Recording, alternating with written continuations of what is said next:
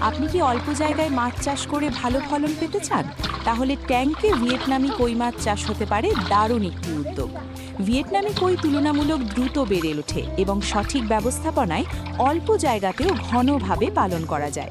প্রথমে একটি পরিষ্কার ও মজবুত ট্যাঙ্ক তৈরি করতে হবে। ট্যাঙ্কে পর্যাপ্ত পানি, ভালো অক্সিজেন এবং পানি চলাচলের ব্যবস্থা রাখা খুবই গুরুত্বপূর্ণ। পোনা ছাড়ার আগে ট্যাঙ্ক পরিষ্কার করে পানি প্রস্তুত করুন এবং সুস্থ, সক্রিয় ও ভালো মানের পোনা সংগ্রহ করুন। তবে বেশি পোনা দিয়ে ট্যাঙ্ক ভরে ফেলবেন না। মাছের সংখ্যা অনুযায়ী অক্সিজেন, খাবার এবং পানি ব্যবস্থাপনা করতে হবে। সঠিক পরিচর্যা করতে পারলে ট্যাঙ্কে ও ভিয়েতনামি কই থেকে ভালো উৎপাদন পাওয়া সম্ভব।